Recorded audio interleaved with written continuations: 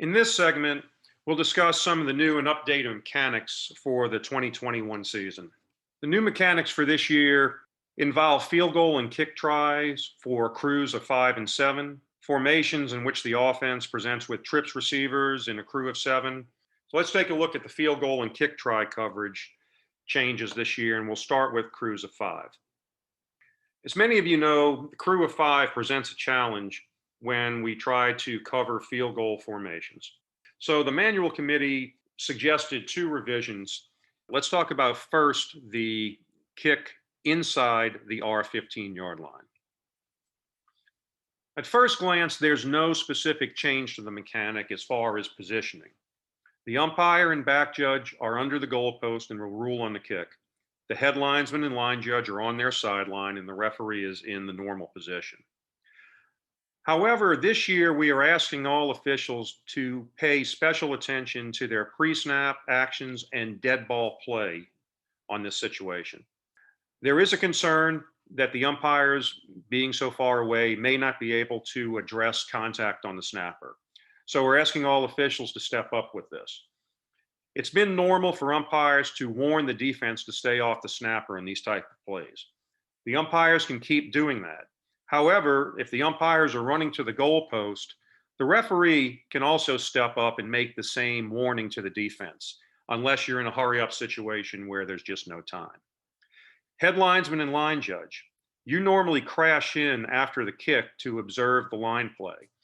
You may want to consider crashing in a manner that helps you see some of the interior line play, including if you have to angle into the defensive side if necessary to get a view. Referee, after you clean up action on the kicker and you know there's no threat there, you can turn your eyes to the inside of the line play and assist with dead ball action. The other thing references the back judge and umpire.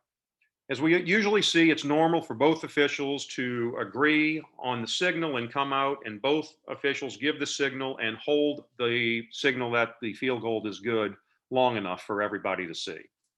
While that is nice and it looks good, it's not necessary. And in a crew of 5, it may be a luxury that we can't afford. So if the ball happens to be going toward the back judge's goalpost, and the back judge is really going to be the official who rules on this the whole way, umpire, no problem with making eye contact, and once the back judge has it, let him make the signal while the umpire then turns his attention to the line play and starts moving up to assist with the dead ball coverage. The back judge can signal the play alone. The opposite is true as well. If the ball is going to the umpire's goalpost and the umpire will rule on it, make eye contact, let the umpire signal, and back judge, go ahead and turn your attention into the line play.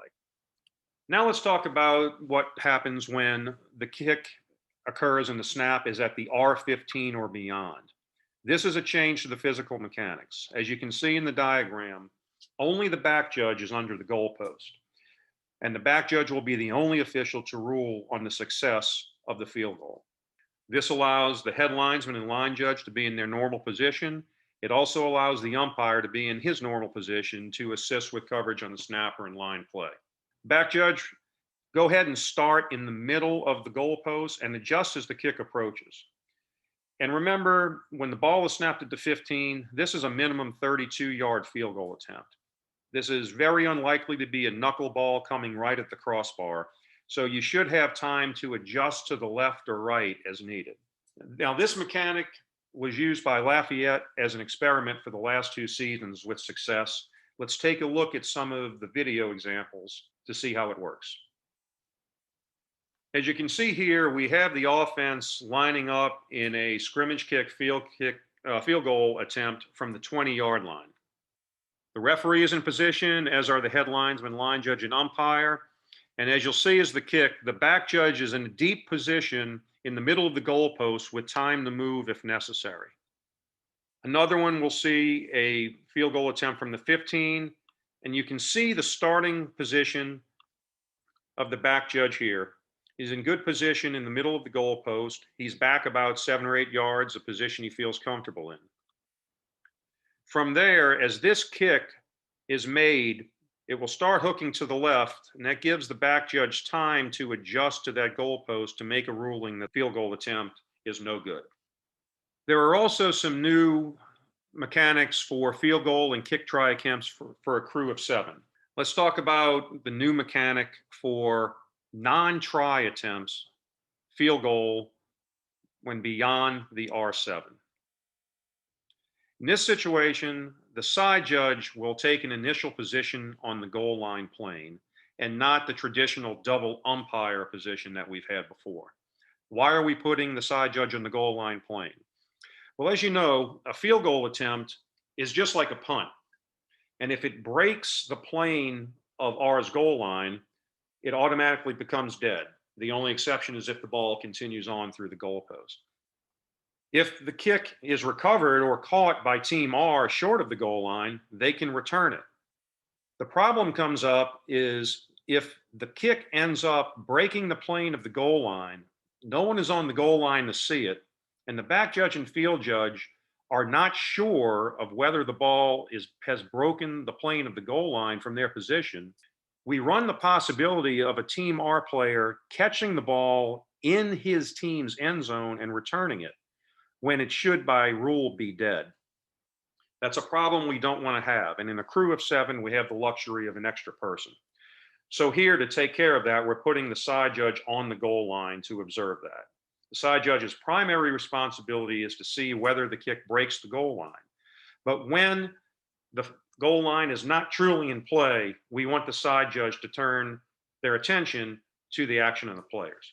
Let's take a look at some video from the South Louisiana Association, who has used this experiment in the last 2 years.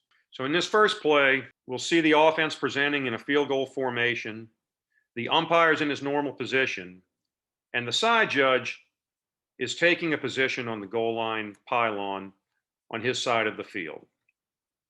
Everybody's in a normal position, the snap is back, the kick is up, the back judge and field judge are able to rule on the field goal, and the side judge is able to comfortably rule on whether the ball broke the plane. It's obvious it does in this situation. So side judges, again, once you know that, we'd like your attention back in on the players and help out to observe any dead ball action. Another example, you can see the side judge on the goal line pylon here in perfect position to observe both the ball breaking the plane and able to turn his eyes to see any action to the play. Again, on this play, you can see the side judge running to his position on the goal line pylon. Everybody else is positioned to see it. This ends up being a busted play, which allows the side judge already to be in the position we would want him to get to on the goal line pylon, and also a good recognition by the back judge and field judge who recognize the play and start moving to positions to help out in the coverage. This will be the formation for field goal tries and crews of 7 for all plays where the ball is snapped outside the 7, and for all kick tries, whether the kick is snapped from the 3 or relocated to the 8 or the 13 or the 18 by penalty. Why is it the rule for all kick tries? Because the goal line is a different situation. The ball cannot be returned on a kick try, so the necessity of the side judge to guard the goal line in that situation just isn't there. So what about if it's inside the 7-yard line? In this situation, we are going to use the mechanic we always have. The side judge will be in his normal double umpire position inside, looking at the defense. However, he can still shade the goal line, so he can drop back a little to help out with that. This puts the head linesman and line judge in position for their normal goal line mechanics and coverage. And again, use this on every try. As you see on the diagram here, this has been our standard mechanic for a while for initial passing keys when there are trips receivers to one side. And we'll take a look to the right of the diagram as we have the 3 receivers clearly outside the tackle. When you see this formation, this is the same keys you'll take initially, just as we have been doing. When there are 3 receivers clearly outside of the tackle, the back judge will take the inside, the line of scrimmage will take the number 2, and the deep wing will take the outside, number 1 receiver. So when we see it on a real picture, we have a trip set. All 3 receivers are clearly outside of the tackle. The back judge takes number 3, the line of scrimmage official, here the line judge takes number 2, and the deep wing official, here the field judge takes number 1. However, when there are 3 receivers and one of them is a tight end or a player just behind where the tight end would be, we're going to change the initial keys this year. In this situation, the tight end or the tight player will be taken by the line of scrimmage official initially. So the line of scrimmage official, here the line judge in the diagram, will take the inside number 3 receiver. The back judge will then take the middle number 2 receiver, and the deep wing official, here the field judge, will take the outside number 1 official. Again, looking at a real picture of how it would look, in this one, we have trips with the tight end. The line judge will take the tight end, the back judge takes the middle, and the field judge in this diagram takes the outside. This play shows why it's helpful to make this decision. Is this player a back inside the tackle so that the line judge would pick him up initially? Or is he outside the tackle to where the back judge picks him up? Is he just getting a piece of the tackle where there's some confusion whether he belongs to the back judge or the line of scrimmage official? Because if we're not sure and we're not able to communicate, we may end up with 2 people on the same key, which means someone is uncovered and we could lose focus and coverage. With the new mechanic, there's no guessing.